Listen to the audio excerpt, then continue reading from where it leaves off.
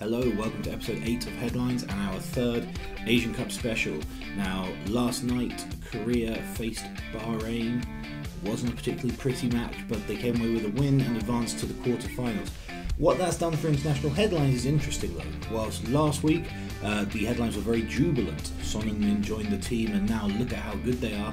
This time, a lot of headlines, especially about Son Heung-min, are a little bit more negative.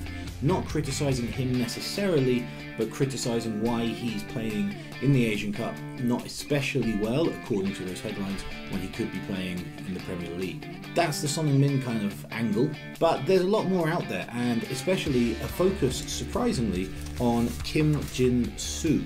Now, before we get into that, let's just take a quick look at the Korea during Daily's match report. Korea scrapes past Bahrain to earn a spot in the Asian Cup quarterfinals. It wasn't fun and it wasn't pretty, but Korea finally beat Bahrain 2-1 in extra time to progress to the quarterfinals at the Asian Football Confederation Asian Cup Tuesday. So that's kind of the straight news. You know, we all know that, we watched the game. Korea won, but not as easily as they should have. Now let's take a look internationally.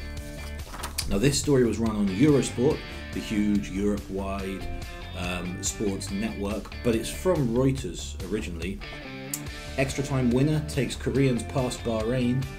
Kim Jin-su's extra time header took South Korea past a stubborn Bahrain and into the quarterfinals of the Asian Cup on Tuesday as Paulo Bento's side sealed a 2-1 win at Dubai's Rashid Stadium.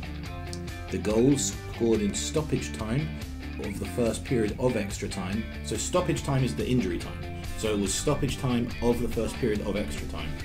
And Korea a barely deserved win after Bahrain's Mohamed Al-Ramahi had earlier cancelled out Hwang Hee-chan's opener to take the game beyond 90 minutes. So again, it's not painting Korea in the most positive light, but it is painting Kim Jin-su pretty well. Obviously he scored the winner, so he's going to be the focus, but that's not a known name. No one in Europe's ever heard of Kim Jin-su. Not that many people in Korea have ever heard of Kim Jin-su. So the fact that he's kind of the headline news is still quite exciting. If we move on to Australia, news.com.au, which is Australia's biggest sports online news service. Son Heung-min unhappy as part-timers Bahrain take South Korea to extra time. The Koreans were taken to extra time by tiny Bahrain, where a thumping header from substitute Kim Jin-su dragged the tournament co-favourites through to face the 2022 World Cup hosts in the last 8. If the header's thumping, not only doesn't mean it's strong, but it means it was very decisive. It made a big deal.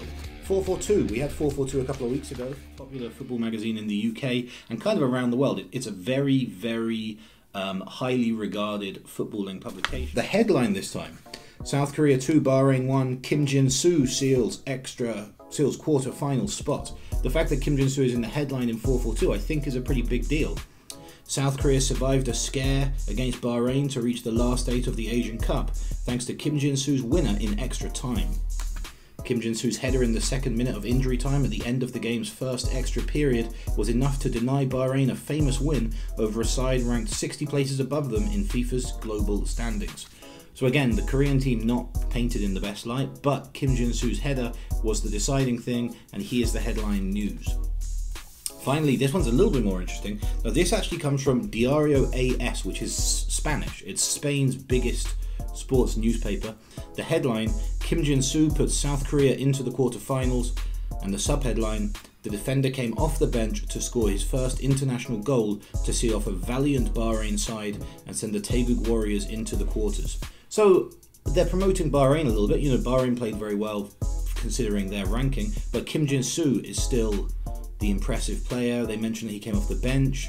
You know, they introduced he's a defender right up there in the subhead. That's pretty good for a largely unknown player. So that's it for our coverage this week. We'll keep paying attention as Korea advance through the knockout stages. And remember, in English, it is called the knockout stages. Tournament, like we use in Korean, refers to the entire contest. The part that includes the round of 16 quarterfinal, semi-final, final is the knockout stages in English. If you're interested in learning more about that, we did a podcast on it a couple of months ago, and there's a link down below in the YouTube details. We'll be back next week. Korea face Qatar this Friday. We'll be back at the start of next week, maybe with coverage of that or the next game, depending on what's happening. But definitely we'll be back with more headlines related to Korean players, Korean coaches, and Korean teams around the world. Thank you.